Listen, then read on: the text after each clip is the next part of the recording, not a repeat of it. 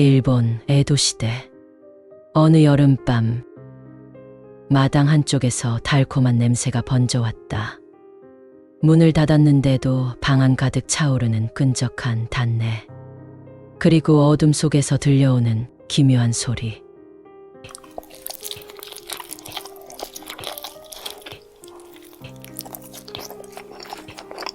누군가가 바로 곁에서 무언가를 씹고 삼키는 듯한 소리였다. 하지만 방 안에는 아무도 없다. 남은 건 이빨 자국이 찍힌 빈 그릇 하나뿐. 도대체 누굴까? 이제 여러분과 함께 그 존재를 만나러 갑니다. 마음의 준비 되셨습니까? 떡 먹는 귀신. 에도 시대 서기 1725년 무렵 8대 쇼군이었던 도쿠가와 요시무네가 다스리던 교호라고 불리던 시대였다. 스미다강 남쪽 변두리 작은 마을 이마무라. 그곳엔 오래된 초가집 한 채가 있었다. 마당 가장자리엔 제사 때마다 꺼내는 칠 벗겨진 둥근 나무 쟁반. 그 위에 올려둔 보따모치 떡이 늘 하룻밤 사이에 하나씩 사라졌다.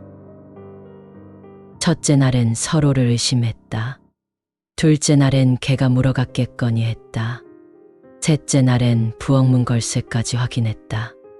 그러나 넷째 날 아침 쟁반 위엔 빈자리 하나와 붉고 얕은 이빨 자국만 남아 있었다.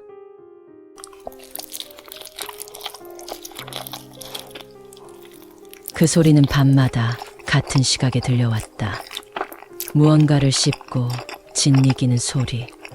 벽을 타고 기어와 귓불에 매달리는 듯한 소리. 한 입씩 천천히, 그러나 결코 멈추지 않는 소리. 하녀 오하루가 떨리는 목소리로 속삭였다. 아씨, 이 동네엔 오래된 얘기가 있어요.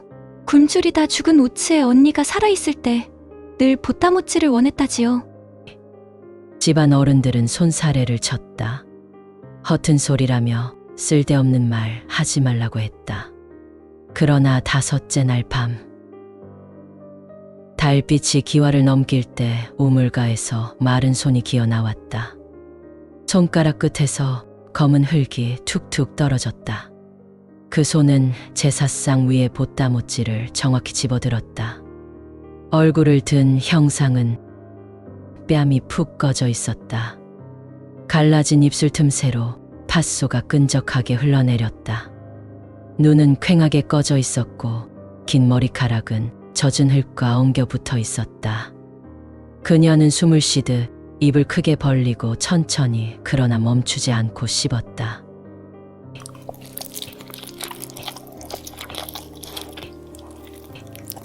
그날 이후 이마무라 집안에는 알 수 없는 재앙이 따라붙었다.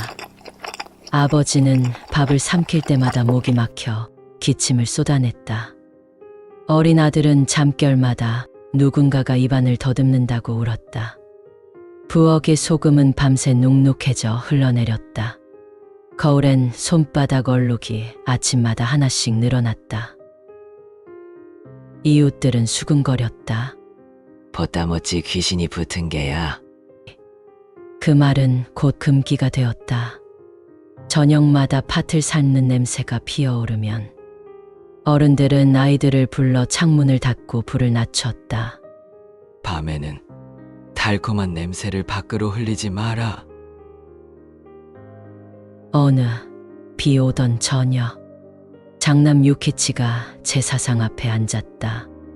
손에는 절에서 얻은 부적 한 장.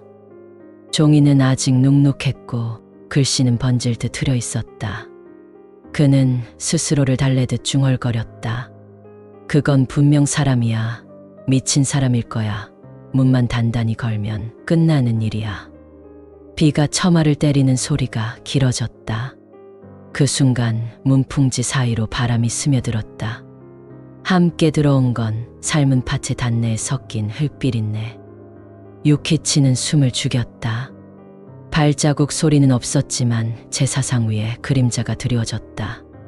곧 이어진 건 소리였다.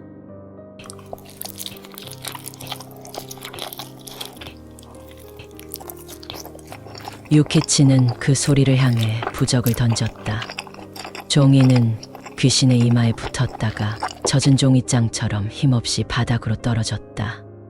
그녀는 금이 간 거울처럼 얼굴을 일그러뜨리며 웃었다. 보따모찌 더 줘. 유키치는 비명도 지르지 못했다. 목은 말라붙고 혀는 입천장에 붙어 떨어지지 않았다. 그의 눈앞에서 보따모찌 한 덩이가 사라졌다. 쟁반 위에는 둥글고 얕은 이빨 자국만이 남았다. 그날 이후 유키치는 말을 잃었다. 입을 열면 달콤한 판내가 올라오는 것만 같아.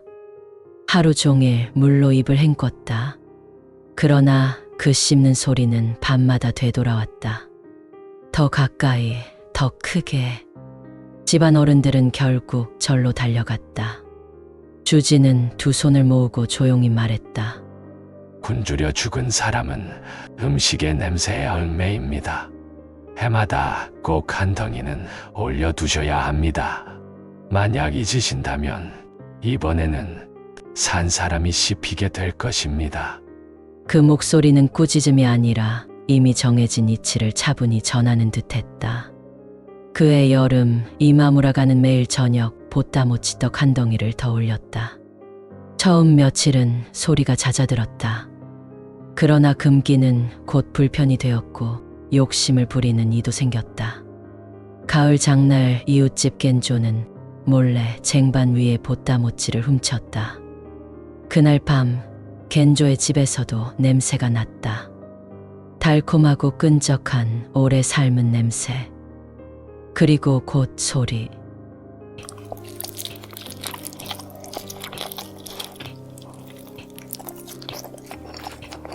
그 소리는 어린 딸 오하나의 방 앞에서 멈췄다. 아내는 떨리는 손으로 문 앞에 물을 뿌렸다. 그러나 물은 곧 끈적하게 굳어버렸다.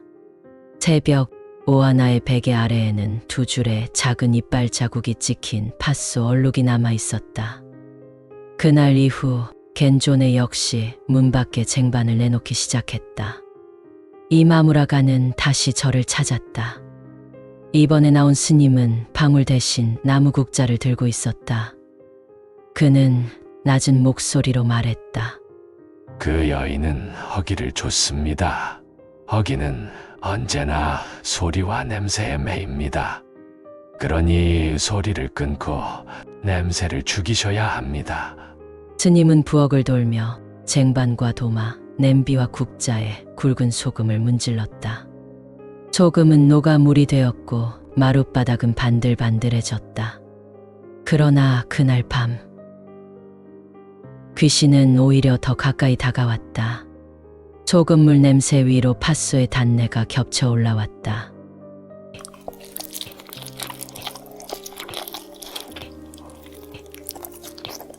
그 소리는 제사상뿐 아니라 아이의 잠꼬대 사이에서도 흘러나왔다.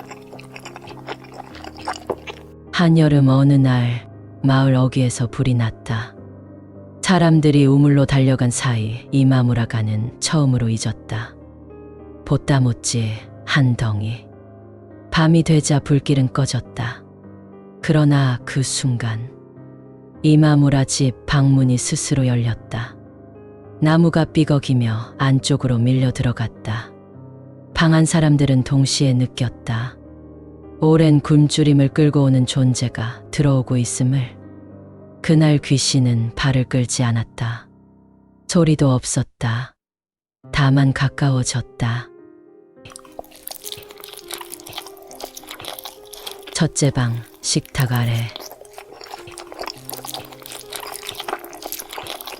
둘째 방 장롱 뒤, 셋째 방 이불 속. 어머니는 급히 찹쌀을 뭉쳤다. 팥소도 설탕도 없었다. 춤을 섞어 떡을 만들고 떨리는 손으로 쟁반 위에 올렸다. 그 순간 귀신이 얼굴을 들이밀었다. 입술은 갈라지고 틈새마다 검붉은 살점이 드러나 있었다. 그녀는 한 덩이를 집어 한 입 베어 물었다. 그와 동시에 어머니의 손등에도 이빨 자국이 남았다. 피는 맺히지 않았다. 대신 달콤한 냄새가 스며 나왔다.